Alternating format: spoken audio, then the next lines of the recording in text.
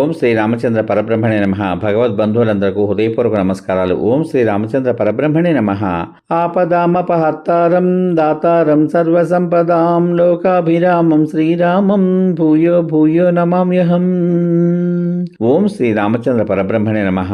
శ్రీ వాల్మీకి రామాయణము 5వ కాండ అయిన సుందరకాండ యందలి 18వ సర్గ యందలి గల 32 శ్లోకముల యొక్క వచన భావసారాన్ని రావణుడు అంతఃపుర స్త్రీలతో కలిసి అశోకవనమునకు వచ్చుట, హనుమంతుడు అతన్ని చూచుట అనే కథగా విందాం. ఓం శ్రీ రామచంద్ర పరబ్రహ్మణే నమః. శ్రీ వాల్మీకి రామాయణము 5వ కాండ అయిన సుందరకాండ యందలి 18వ సర్గ యందలి గల 32 శ్లోకముల యొక్క వచన భావసారాన్ని రావణుడు అంతఃపుర స్త్రీలతో కలిసి అశోకవనమునకు వచ్చుట, హనుమంతుడు అతన్ని చూచుట అనే కథగా విందాం. హనుమంతుడు ఆ విధంగా పుష్పించిన వృక్షములతో నిండిన ఆ వనాన్ని చూస్తూ సీతాదేవిని వెతుకుతూ ఉండగా రాత్రి కొంచెమే మిగిలింది, అంటే తెల్లవారిపోతోంది. షడంగ వేదములందు నిష్ణాతులు, అనేక మహాయజ్ఞములు ఆచరించిన వారు అయిన బ్రహ్మరాక్షసులు తెల్లవారు జామునందే లేచి వేదాలు చదువుతుండగా ఆ వేదకోశను హనుమంతుడు విన్నాడు. ఇంతలో మహాబాహువు మహాబలశాలి అయిన దశకంఠుణ్ణి అతని అనుచరులు చెవులకు ఇంపైన మంగళ వాద్య శబ్దాలతో మేల్కొల్పారు. ప్రతాపవంతుడైన ఆ రావణుడు తగు సమయమందు లేచాడు. అప్పుడే నిద్ర నుండి మేల్కొని లేచుట చేత అతని మాలికలు వస్త్రములు జారిపోతున్నాయి. అప్పుడు అతనికి సీత విషయం స్మృతికి వచ్చింది. అత్యుత్కటమైన మదము గల ఆ రావణుడు ఆ సీత విషయమునందు మన్మథుడు ప్రేరేపించగా కలిగిన కామాన్ని తనలో అణుచుకోలేకపోయాడు. సమస్తమైన ఆభరణాలు అలంకరించుకుని అత్యుత్తమమైన శోభతో కూడిన ఆ రావణుడు సకల విధములైన పుష్పములతోనూ ఫలములతోనూ నిండిన వృక్షాలు గల అశోకవనిలో ప్రవేశించాడు. అనేక విధములైన పుష్పములతో శోభిస్తున్న ఆ అశోకవనంలో అక్కడక్కడ సరస్సులున్నాయి. ఎల్లప్పుడూ మదించి ఉన్న వృక్షాలతో విచిత్రంగా ఉన్న వనం అత్యద్భుతంగా ఉంది. ఆ వనమునందు చూడ్డానికి చాలా అందంగా ఉన్న ఈహా మృగములు, అనేక విధములైన ఇతర మృగాలు ఉన్నాయి. అనేక ఫలములు చెట్ల నుండి రాలిపడి ఉన్నాయి. చెట్లు దట్టంగా ఉన్నాయి. అట్టి అశోకవనంలోకి రావణుడు మాణిక్యాలు పొందిన బంగారు ముఖ ద్వారములున్న వీధులను చూస్తూ ప్రవేశించాడు. మహేంద్రుని వెనుక దేవతా స్త్రీలు, గంధర్వ స్త్రీలు వెళ్ళినట్లు అతని వెనుక 10 మంది కన్యలు వెళ్లారు. కొందరు స్త్రీలు బంగారు దీపాలను, కొందరు ఉంజామరలను, మరికొందరు విసన కర్రలను ధరించి అతని వెనుక వచ్చారు. కొందరు స్త్రీలు బంగారు పాత్రలతో నీళ్లు తీసుకుని ముందు నడుస్తున్నారు. మరికొందరు ఖడ్గాలు, ఆస్తరణములు పట్టుకుని వెనక వస్తున్నారు. మరొక వనిత మద్యము నింపిన రత్న ఖచ్చిత పాత్రను కుడి చేత్తో పట్టుకుని రావణునికి కుడిపక్కనే నడుస్తూ అతన్ని అనుసరించి వెళ్ళింది. మరి యొక్క స్త్రీ రాజహంసతో సమానము, పూర్ణచంద్రుని కాంతి వంటి కాంతి కలది అయిన బంగారు దండము గల శ్వేత ఛత్రాన్ని పట్టుకుని అతని వెనుకనే వెళ్ళింది.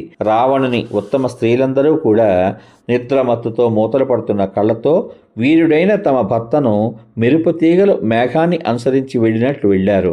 రావణుని ప్రియభార్యలైన ఆ స్త్రీలు రావణునిపై ఉన్న గౌరవభావం వలనను కామము వలనను అశోకవనంలోకి వెళ్తున్న అతన్ని అనుసరించి వెళ్ళారు.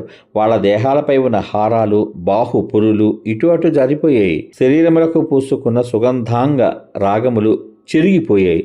జుట్టుముడులు వదిలైపోయాయి. ముఖములకు చెమట పట్టింది. వాళ్ళు మద్యపానము వలన కలిగిన మిగిలిపోయిన మత్తుతోనూ నిద్ర చేతను తూలిపోతున్నారు. అందమైన ముఖములు గల వాళ్ళ శరీరాల మీద ఉన్న పుష్పమాలలు చెమటకు నలిగిపోయాయి. కేశ పాసాలలో పుష్పమాలలు చిక్కుకుని ఉన్నాయి. వారి చూపులు మత్తు కలిగించేవిగా ఉన్నాయి. అట్టి యువతులు అతన్ని అనుసరించి వెళ్లారు. ఆ స్త్రీల భర్త మహాబలుడు అయిన రావణుడు కామపరాధీనుడై సీతయందు లగ్నమైన మనస్సుతో మందబుద్ధి, మందము సుందరము అయిన నడకతో వచ్చాడు.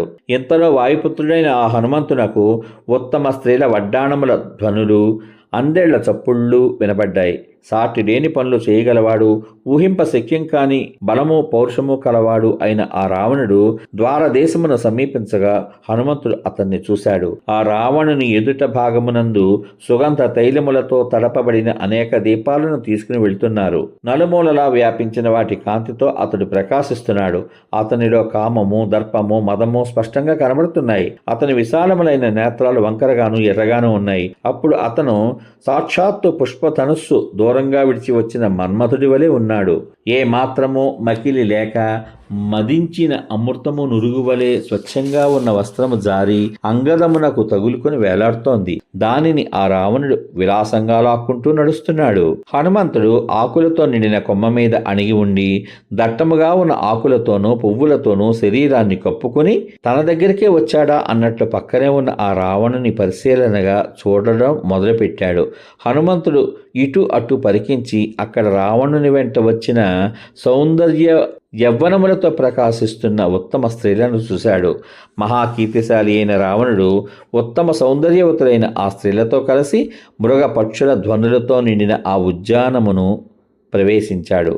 మద్యపానమత్తుడై విచిత్రములైన ఆభరణములను ధరించి తాళలతో కూడిన చంద్రుని వలె ఉత్తమ స్త్రీలతో కూడి ఉన్న మహాబలశాలి దీర్ఘములైన కర్ణములు కలవాడు విశ్రవసుని కుమారుడు అయిన ఆ రాక్షసాధిపుని హనుమంతుడు చూశాడు. మహా తేజస్శాలి అయిన ఆ రావణుని చూశాడు. మహా తేజస్శాలి వాయునందనుడు అయిన హనుమంతుడు ఈ మహాబాహుడు రావణుడు కదా అని ఆలోచించి తానున్న కొమ్మ మీది నుండి కింది కొమ్మ మీదకి దుమికాడు. అంతటి మహా తేజస్సు గల హనుమంతుడు కూడా ఆ రావణుని తేజస్సు ముందు నిలువజాలక ఆకులు కప్పిన ప్రదేశమునందు ఎవరికీ కనబడకుండా ఉన్నాడు.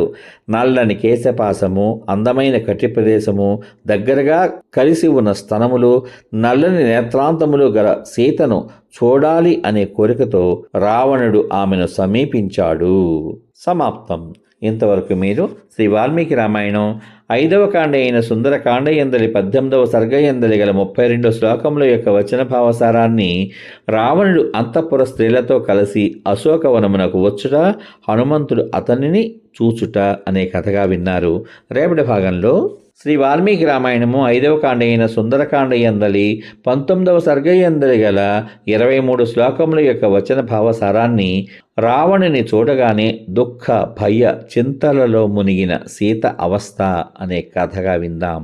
ఓం శ్రీ రామచంద్ర పరబ్రహ్మణే నమః.